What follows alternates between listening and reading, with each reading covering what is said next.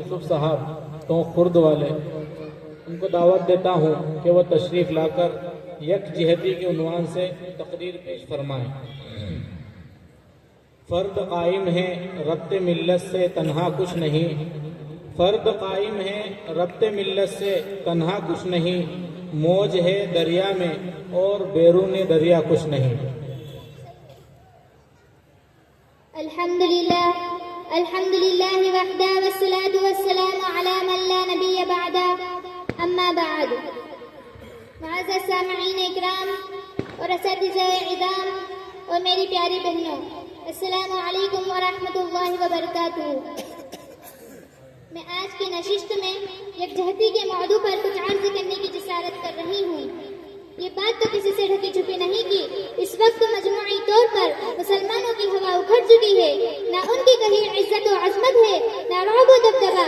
دنیا کا کوئی ملک ان سے نہیں ڈرتا اور وہ ہر کسی سے ڈرتے ہیں۔ عالمی سطح پر ان کا مذاق اڑایا جاتا ہے، ان کو ایک کمزور امت تصور کیا جاتا ہے۔ حد تو یہ ہے کہ ان کے محبوب رہبر و رہنما اور کائنات کے سردار حضرت محمد صلی اللہ علیہ وسلم کے ساتھ تمسخر کیا جا رہا ہے۔ اسلام کے پہلے جانثاروں یعنی صحابہ کرام رضی اللہ عنہم کے خلاف کتابیں لکھی جا رہی ہے۔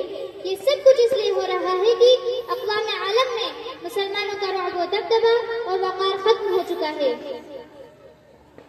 جس مسلمان سے کبھی قیصر و کسریٰ جیسی سپر طاقت لرزہ بر اندام تھی، آج اس سے اسرائیل جیسا باولا درندہ بھی نہیں ڈرتا۔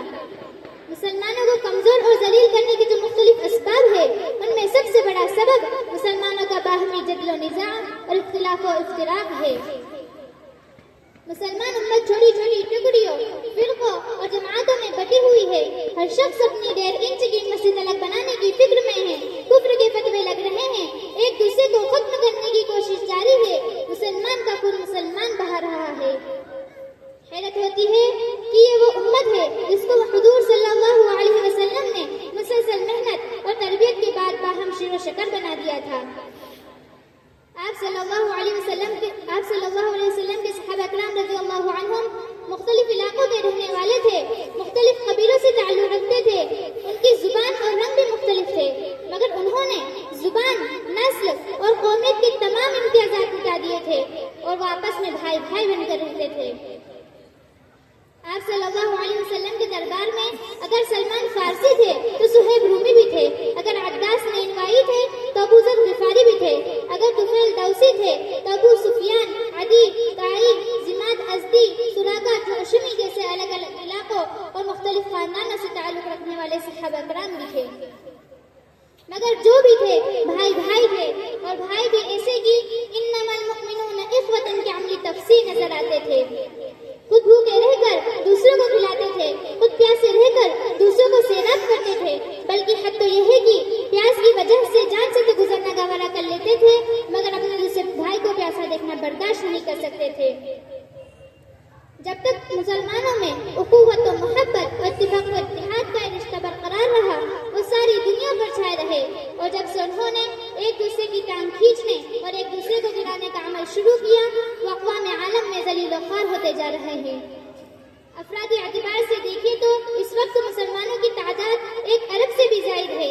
وسائل کے اعتبار سے دیکھیں تو پیٹرول جیسے سیال سونے کے کنویں زیادہ تر مسلمانوں کے قبضے میں ہیں، معدنیات کے ذخائر اور کانیں بھی اسلامی ممالک میں زیادہ ہے۔ مالی اعتبار سے نظر ڈالیں تو اکثر اقوام عالم سے مسلمان قوم زیادہ مالدار ہے، لیکن ان تمام باتوں کے باوجود مسلمان کمزور اور مغلوب ہے۔ آخر کیوں؟ اس کی بڑی وجہ ایمانی کمزوری اور آپس کے لڑائی جھگڑے ہیں۔ پہلے مسلمانوں کے پاس سونے چاندی کی دولت نہیں تھی، بلکہ ایمان کی دولت تھی۔ ان کے پاس پیٹرول اور معدنیات کے ذخائر نہیں تھے، البتہ اللہ تعالیٰ کی ذات پر یقین اور اعتماد کا عظیم ذخیرہ ان کے پاس تھا۔ ان کے پاس زرعی اسلحہ اور سامان کی طاقت نہیں تھی، لیکن آپس کے اتفاق و اتحاد اور یکجہتی کی قوت ان کے پاس تھی۔ وہ نہتے 313 تھے، مگر انہوں نے 1 لاکھ کے مسلح اور تجربہ کار لشکر کو شکست دے دی، اور ایسا بھی ہوا کہ 3000 کے لشکر نے 2 لاکھ کے لشکر کو شکست سے دوچار کیا۔ آپ نے کبھی کسی دوسری قوم کی تاریخ میں نہیں سنا ہوگا کہ اتنے چھوٹے سے لشکر نے اپنے سے 14 گنا بڑے لشکر کو شکست دے دی ہو۔ مگر مسلمانوں، تمہیں اپنی تاریخ پر ناز ہونا چاہیے اور عبرت بھی حاصل کرنی